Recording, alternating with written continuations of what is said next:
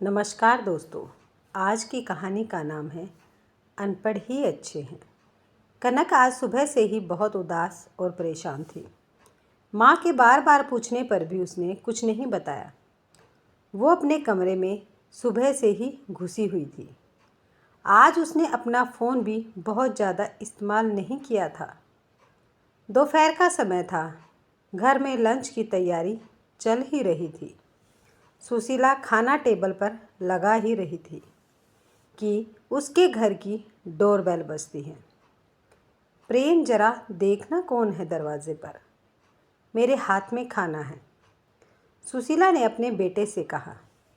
रुक प्रेम, मैं देखता हूँ, कहते हुए राकेश दरवाजे की ओर बढ़े।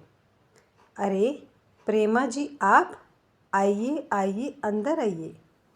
मुस्कुराते हुए राकेश ने हाथ जोड़े और झुककर प्रेमा को अंदर आने को कहा ही था कि उनके पीछे सुशीला आ चुकी थी। अरे प्रेमा बहन, आप सब ठीक तो है ना? आइए, आप बिल्कुल सही टाइम पर आई हैं। बस खाना लगा ही रही थी डाइनिंग टेबल पर। सुशीला ने प्यारी सी स्माइल देते हुए कहा। हाँ, वो सब तो ठीक है सुशीला, मैं यहाँ कोई खाना खाने थोड़े न आई हूँ। अंदर आते हुए प्रेमा ने थोड़ा सा जोश दिखाते हुए कहा। क्या हुआ बहन जी, आप तो नाराज़ हो गई? कोई बात हुई है क्या? राकेश जी ने प्रश्नसूचक निगाहों से देखते हुए प्रेमा से पूछा। प्रेमा ने उसके प्रश्नों का उत्तर न देते हुए कहा। कनक कहाँ है? जी वो अपने कमरे में है, अभी बुलाएं देती हूँ। पर क्या उसने कुछ किया है? सुशीला ने फिर से वही प्रश्न किया। कनक का जिक्र चल ही रहा था, तब तक वो भी अपने कमरे से निकल बाहर डाइनिंग टेबल हॉल में आ जाती हैं। नमस्ते आंटी जी, कनक ने अपने सर पर चुन्नी करते हुए प्रेमा को विश किया। नमस्ते, तो ठीक है कनक, पर ये बताओ तुम कल से सूरज से बात क्यों नहीं कर रही हो और अपना फ़ोन क्यों बंद करके बैठी हो? प्रेमा ने कड़क तेवर में कहा। अब घर के सारे सदस्य सहित प्रेमा भी कनक को ही देख रहे थे।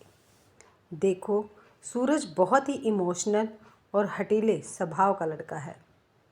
अगर तुम दोनों के बीच कुछ हुआ है तो तुम अपनी ओर से सॉरी बोल के रफ़ा दफ़ा कर दो।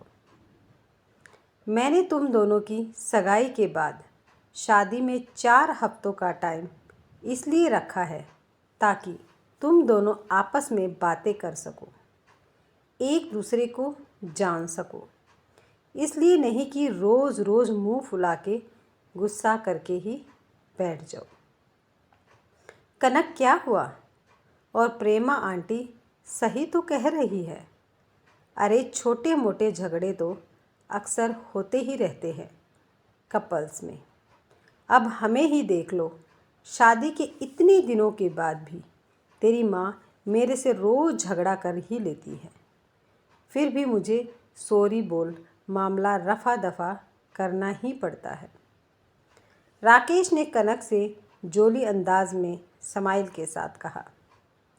आप तो रहने ही दो, बच्चों को ऐसे टाइम पर भी नहीं ये ही एग्ज़ाम्पल देना। बेटा कनक, अगर कुछ है तो हमें बताओ। कल को आपकी शादी सूरज से ही होनी है। इतना अच्छा लड़का हमें फिर नहीं मिलेगा। प्रेमा दीदी सही कह रही हैं। सुशीला ने भी कनक को समझाने की कोशिश की। कनक, हम तो अपनी दोनों फैमिली के भले के लिए ही कह रहे हैं। शादी के इनविटेशन कार्ड तक बँट चुके हैं, सारे रिलेटिव्स को पता चल चुका है। अब अगर कुछ होता है तो क्या कह के उन्हें मना करेंगे?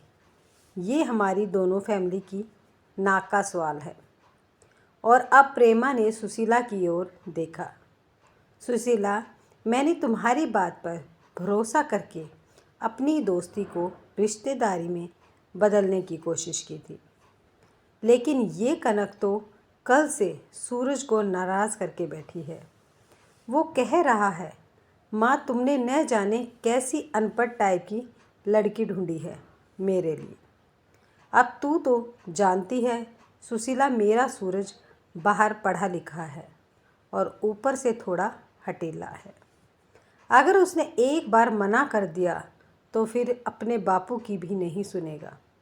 अब तू देख ले, इसे उसे सॉरी बोल के मनाना तो पड़ेगा। अब कनक कुछ बोलती उससे फा ही वहाँ पर बैठी कनक की छोटी बहन डोली बोल पड़ी, दीदी क्यों सॉरी बोलेगी जब उनकी कोई गलती ही नहीं है। सॉरी तो आपको और आपके बेटे सूरज को बोलनी पड़ेगी। डोली की बात सुन के सब हक्के बक्के और हैरान होने लगे। क्यों क्यों डोली, ये क्या कह रही है तू? हाँ, मैं सही कह रही हूँ। कल रात को सूरज जी वीडियो कॉल पर दीदी को सारे कपड़े उतारने और उनकी न्यूड फोटोज़ देने की डिमांड कर रहे थे, और जब दी ने ये सब करने से मना कर दिया तो अनपढ़ गवार का ठप्पा लगा के मुंह फुला लिया। यही पढ़ाई की है क्या उन्होंने बाहर जाकर? डॉली ने रौब झाड़ रही प्रेमा को उल्टा कटघरे में खड़ा किया। नहीं नहीं, ऐसा नहीं है, तुम शायद गलत समझ रही हो। वो क्या है कि सूरज जरा मॉडर्न टाइप का लड़का है, जो बोल दिया होगा, इसमें कौन सी बड़ी बात है। और वैसे भी आजकल तो ये सब नॉर्मल हो गया है। सोशल मीडिया के ज़माने में प्रेमा ने झूठ मूठ की सफाई देकर अपने बच्चे को बचाने की कोशिश की। अभी तक शांत और माँ के गले लग गई थी। आप सही कह रही थी प्रेमा जी कि ये हमारे दोनों परिवार के लिए इज्जत और नाक का सवाल है। पर अब सोचने वाली बात ये है कि नाक किसकी कटी है, आपके परिवार की या हमारे परिवार की। अगर आपको किसी भले घर की लड़की के न्यूड फोटो मंगाना आधुनिकता और नॉर्मल लगता है तो ये काम आपको मुबारक हो। ये सब हमसे तो न हो पाएगा। राकेश जी ने अपने दोनों हाथों से अपने आंसू साफ किए और फिर प्रेमा के आगे हाथ जोड़ लिए। प्रेमा, तू सब कुछ जानकर भी अनजान बनते हुए मेरी बेटी से सॉरी बोलने के लिए यहाँ तक चली आई। पर कोई बात नहीं, मैं तेरे घर पर तेरे बेटे की इस हरकत पर ये भी कहने नहीं आऊँगी कि तेरा बेटा मेरी बेटी के आगे सॉरी बोले, क्योंकि इतनी घृण सोच रखने वाले इंसान को मैं अब दोबारा देखना भी पसंद नहीं करूँगी। अब तुम जा सकती हो।